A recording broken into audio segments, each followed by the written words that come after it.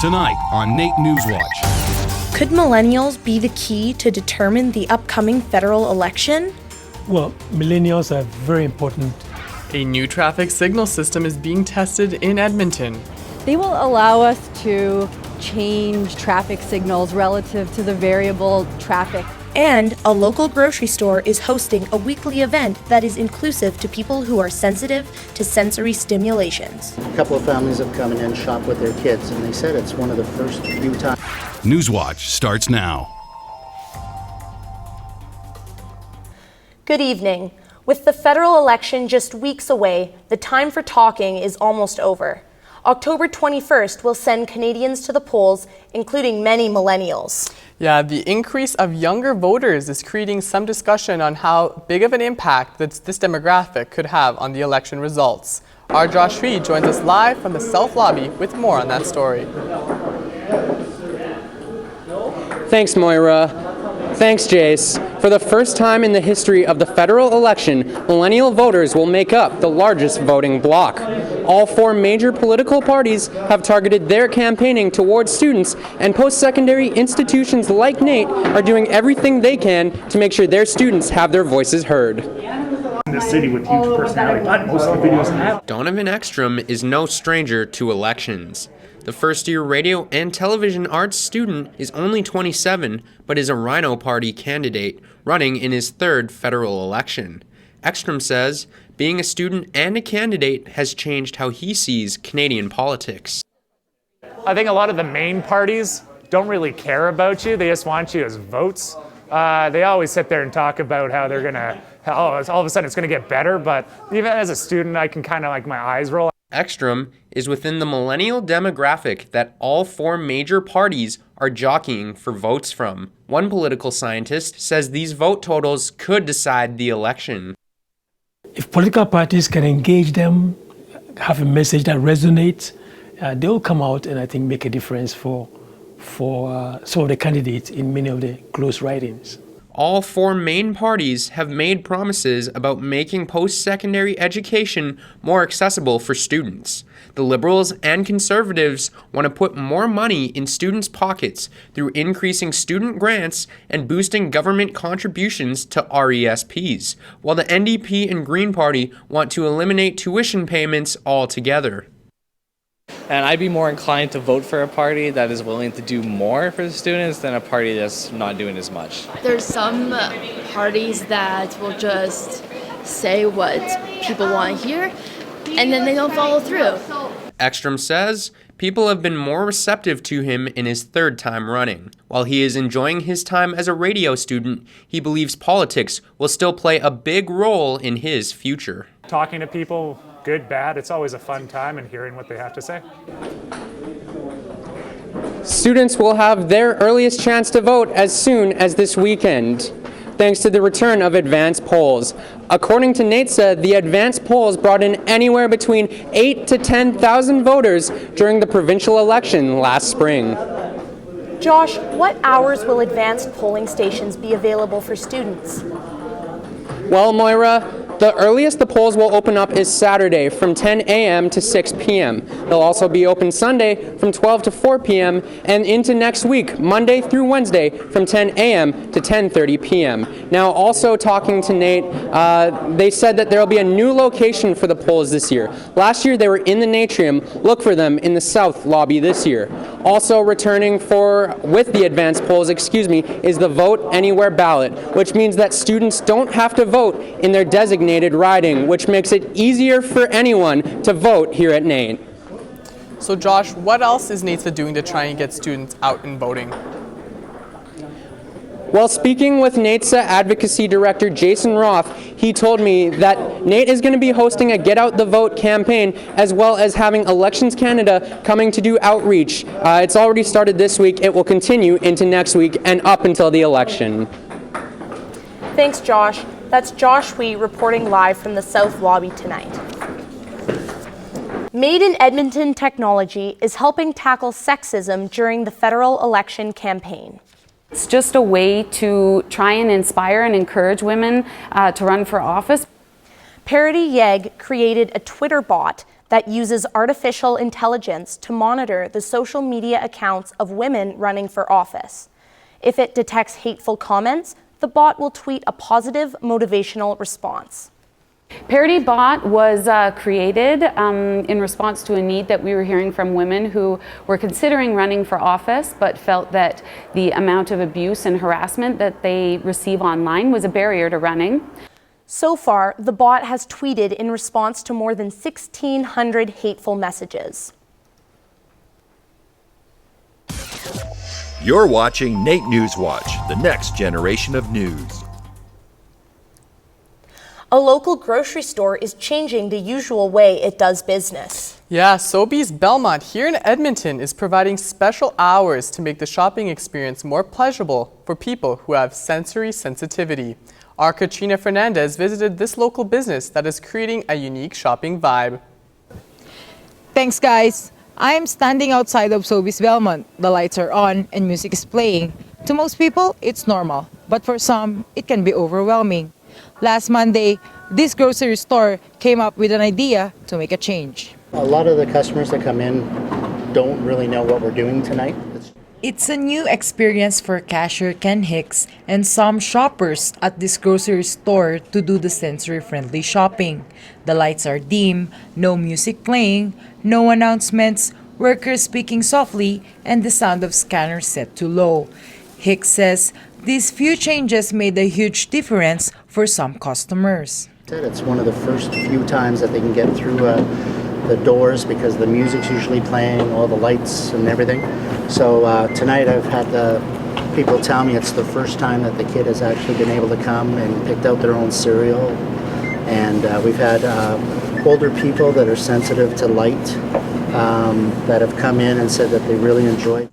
Sobeys Belmont is providing these special shopping nights after hearing positive feedbacks from regular customers in different stores with sensitivity to noise and lights. Sobeys out east has been doing it with great positivity. One of the testimonials was this lady who has high anxiety. She would never get all of her shopping done. But then they instituted and she actually finished her shopping. She spent well over $300.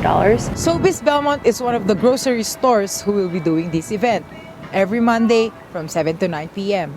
Katrina Fernandez, NAIT NewsWatch. Back to you guys. Edmontonians laced up their runners as they ran to raise money for the visually impaired. It makes noise.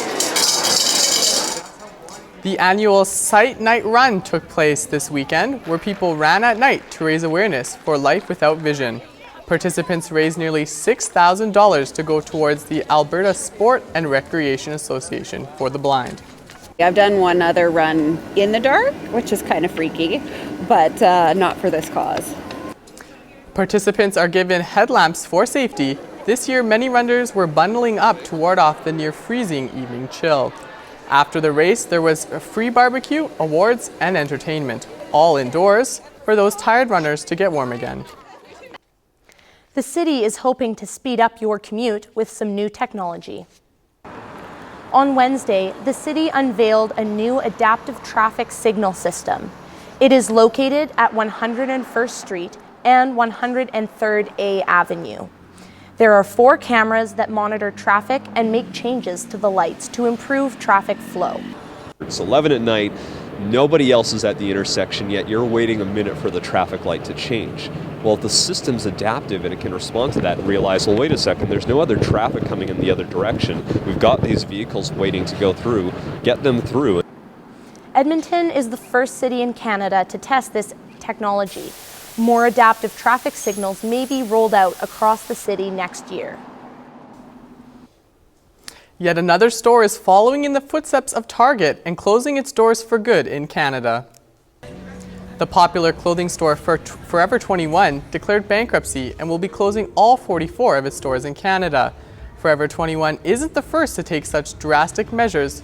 Target, Sears, and Toys R Us have all drastically downsized recently. I think the biggest issue for retailers is because of all the costs involved with the employees, the setup and everything for stores, how can they actually minimize the cost and at the same time bring the customers in to actually purchase the stuff that they're offering? Forever 21 stores will remain open in the United States as well as online. Canada's Arctic isn't the most popular destination for a summer vacation, but it was for one NAIT instructor. A team including Dave Critchley, the chair of the Biological Sciences program, spent 2 months on Canada's northernmost Arctic island. Critchley was researching the ivory gull, a bird that is currently listed as endangered. Ultimately, I'd love to say that we found these ivory gulls. There's thousands of them. They're covering the landscape. We didn't. We found 0 ivory gulls, and the concern from my side is why aren't they there? The team powered their equipment in 24-hour sunlight with solar technology from the Alternative Energy Technology program and ate beef jerky from NAIT's retail meat store. Critchley hopes there are still ivory gulls out there and wants to return to the Arctic in the near future. As it pulls down the weight. Coming up after the break, engineering students compete in drawbridge building. See what competitive drawbridge building looks like and how important teamwork is for it. Every team is really trying to get the best time, so there's actually a lot of planning that goes into it. Coming up in sports, I'll tell you about all the Ukes games going on this weekend, who the new basketball coach is for the men's team, and I might have a couple FC Edmonton highlights for you. All that coming up. We've had some pretty chilly days this past week in Alberta. However, it looks like with the weekend, temperatures are going to be rising. I'll talk more about that coming up in weather. So, the UK has just instituted the toughest ban on ivory trade Europe has ever seen. Put this inside a button push.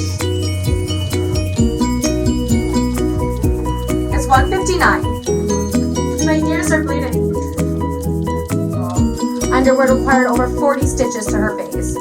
Good afternoon, it's 2 o'clock. I'm Jenna Winterburn with your NR92 News Update.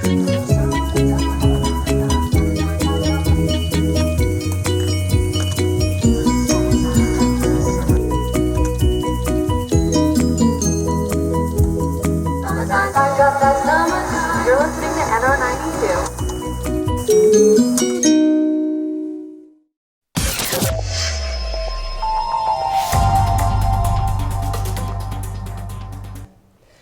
Last weekend, Alberta had a lot of snow, but there wasn't any here in Edmonton. I wonder if we're going to get any this weekend. Yeah, hopefully not. Let's take a look at our weather forecast with Sarah McKinley.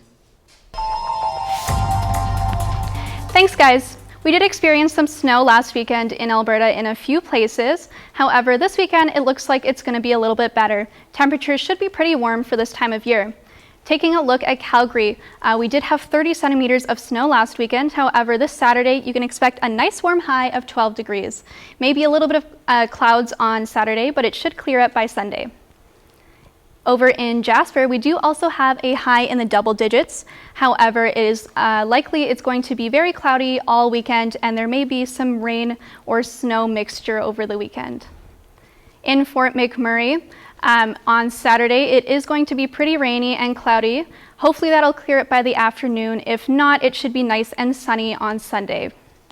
And in Edmonton, we do have a nice warm high of 14 degrees.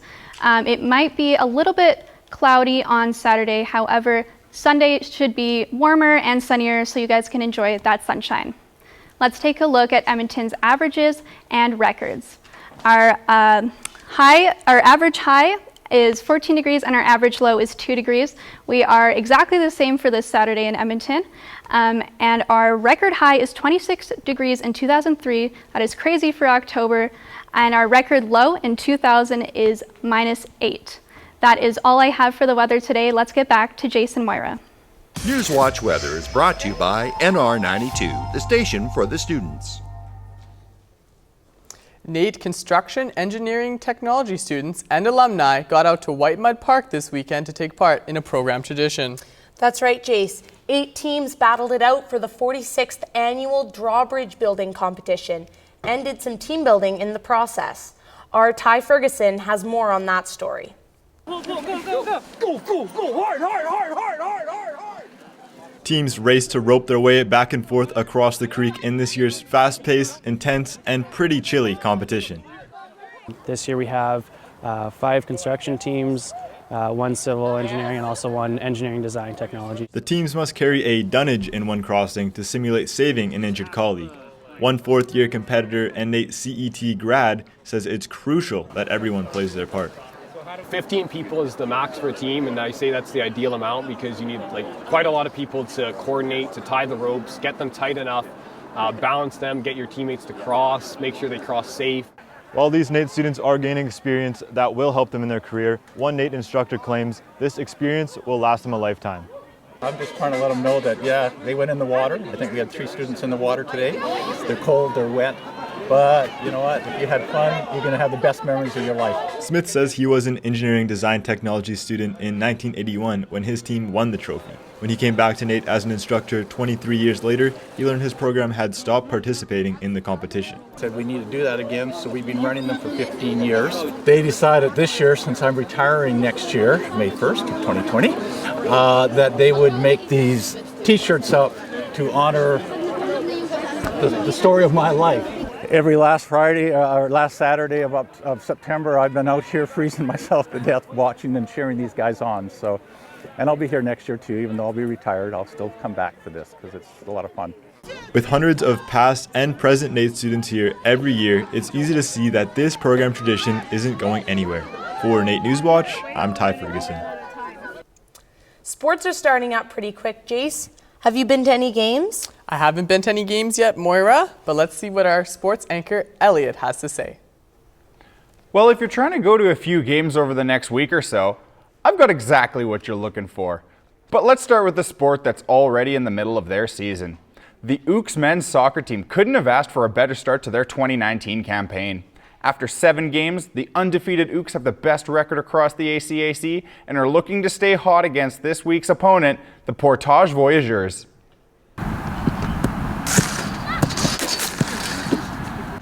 Heading into the contest, the Ooks are averaging 3 goals per game and have only allowed 2 goals the entire season. Ooks head coach Charles O'Toole says that the team will need to play to their strengths on offense against the Voyageurs, who have allowed an astounding 70 goals in 7 games. Well, we tend to be a more offensive-minded team as it is anyway. We've got players, so we want our best players on the field at all times. And the players that we do have are more offensive-minded. So we sort of play to our strengths. So that allows us to high press a lot of teams and force them to make mistakes, and we can capitalize on them. The Ooks play Portage at 2 p.m. on Sunday at Clairview Field. With soccer already going strong, it's time for the rest of the teams to follow in their footsteps. This weekend marks the kickoff for more sports teams across NAIT. Badminton players are prepping for their debut later in the year, while volleyball and hockey get ready to face the first of their competition tonight and tomorrow. Also, the men's and women's hockey teams will be looking for revenge this season, as both teams fell to the McEwen Griffins in last year's ACAC finals. Here's the slate for each season opener this weekend. Tonight, we get both the women's basketball and volleyball teams facing Briarcrest College. Men's basketball will have their home opener against Red Deer College tonight at 7:30. The women's hockey team will start their season with a rematch of last year's ACAC final, and the men's hockey team will get their matchup against Western Michigan University.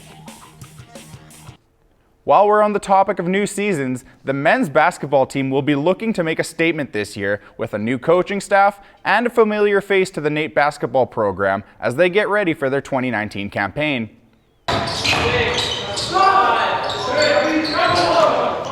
The Ooks men's basketball team has 11 new players this year, and they will be led by a new head coach, NAIT alumni Slav Kornick. Slav Kornick was a member of the 2002-2003 National Championship team, where he took home the tourney's MVP trophy, and Slav says he's excited to return and face the new challenge. It's an exciting opportunity to have a chance to coach post-secondary and coach at a place I played for 4 years and won a national championship, and getting a chance to step back in the gym here and coach the program I played for is pretty cool. So I'm just kind of excited about it and just kind of focusing on doing the best job I can. The first game of Slav's Uk's coaching career takes place tonight at 7:30 at NAIT. Edmonton was looking to finish the season on a high note after an up-and-down year in the Canadian Premier League. The #1 ranked Forge FC are booked for the CPL final, but the Edmonton Football Club wasn't interested in just letting them pass through town without a battle on the pitch first. In the first half, Edmonton is pressuring the Forge keeper, but the netminder stands tall and the defense cleans up the rebound to stall the Edmonton FC attack. With the Forge at midfield, FC Edmonton deflects a pass which leads to a corner kick. The keeper loses grip of the ball and the Forge pounce on the opportunity to bury the rebound and take a lead at 1-0. The Forge are clearly excited about it, and while the FC Edmonton keeper can't help but be frustrated with himself, the fans keep the energy alive and cheer on their football club.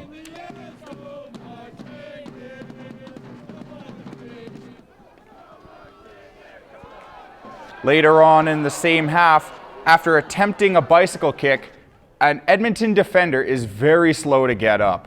He would eventually walk off under his own power, but would later be declared out for the season.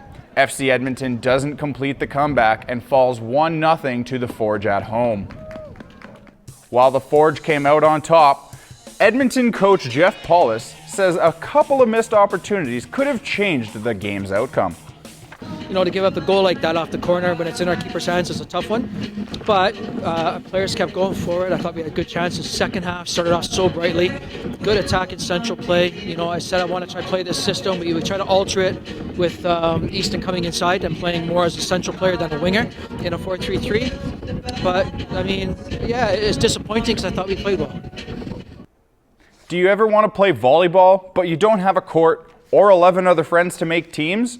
Well, I might have a solution for you in this week's End Zone Challenge. I bring you Spike Ball. Hey everybody, I'm here with Kamiko from the Edmonton Sport and Social Club, and she's going to be teaching me about Spike Ball today.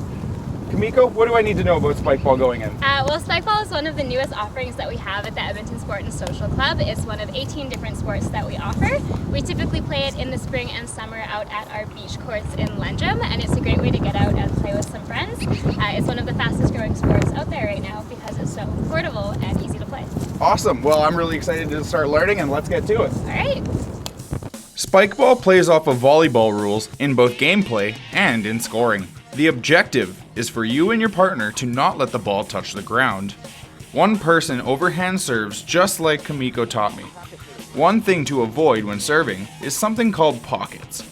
Pockets are areas along the rim that will drastically affect the direction of the serve. However, after the serve, pockets are totally legal and are a great scoring strategy.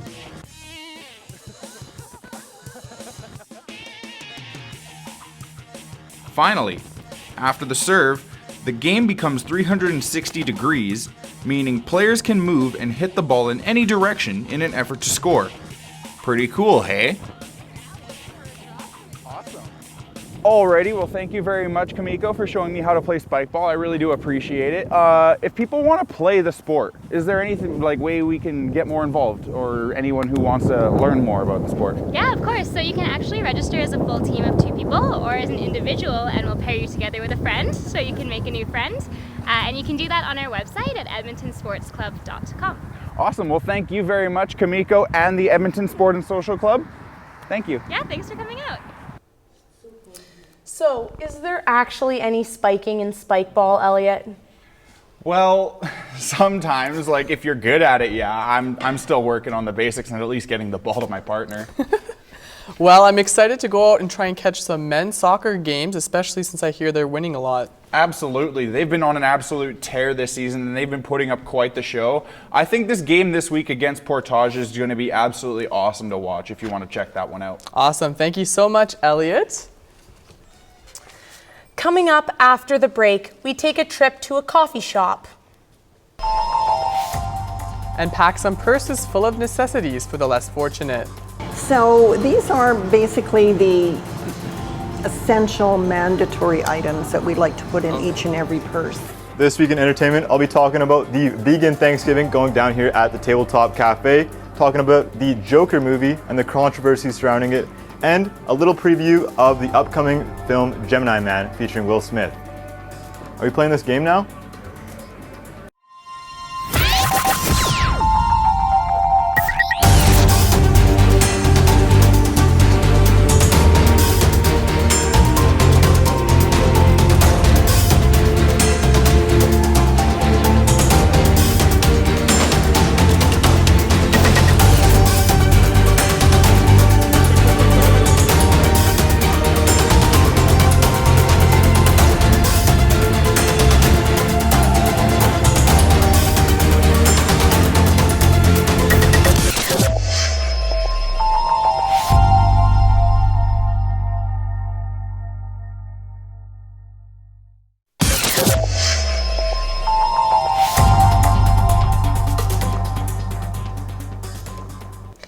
One in 8 Edmontonians are living in poverty, and one local organization is trying to change that, one purse at a time.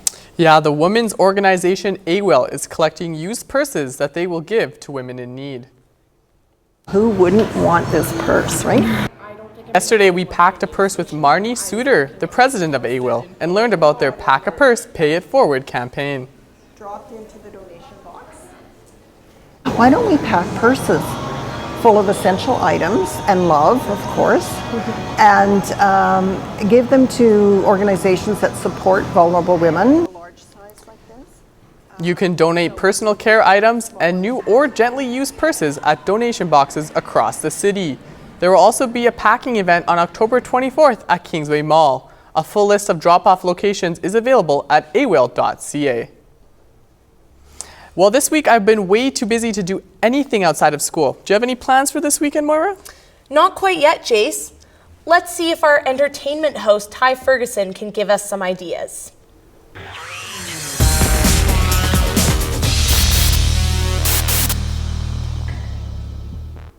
Thanks, guys. I had a chance to take a walk around the City Centre Landmark Theatre where the 33rd Annual Edmonton International Film Festival is taking place until tomorrow night. Attendees were able to see over 100 features and short films, with over 25% of them being Canadian-made. Prices for tickets range from $5 to $30 per screening. So we had over 40 feature films and 120 short films, and we've had throughout the festival, I've had about 75 guests come in from around the world to do Q&As and mingle with our Edmonton people. Parking for the event is only $5, and movies will play until 7 p.m. tomorrow night.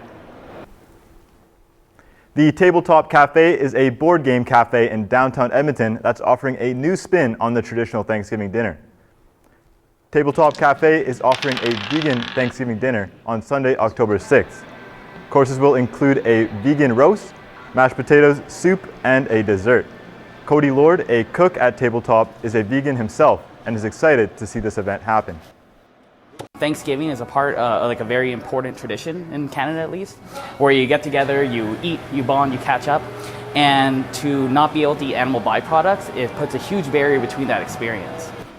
While Tabletop normally sticks to desserts and beverages on their menu, they're expecting more than 100 guests to attend this full-service dinner next Sunday. Critics are calling it the best movie of the year. Movie theaters across Canada, however, are calling it controversial.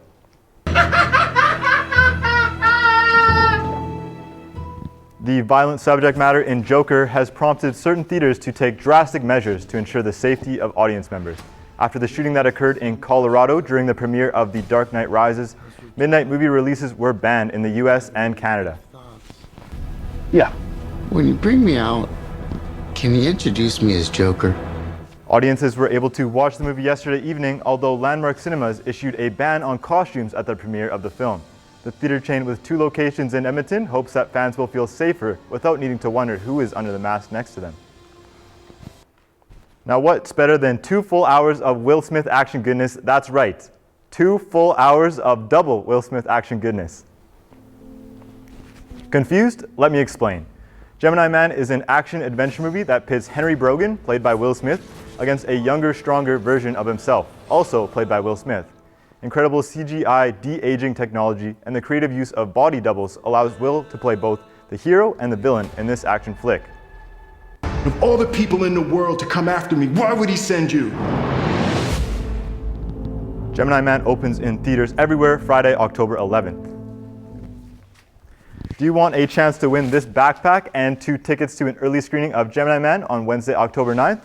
All you have to do is tweet us using the hashtag NewsWatchGeminiMan. Tell us what Smith's first album release is, as well as when it was released, and you'll be entered to win.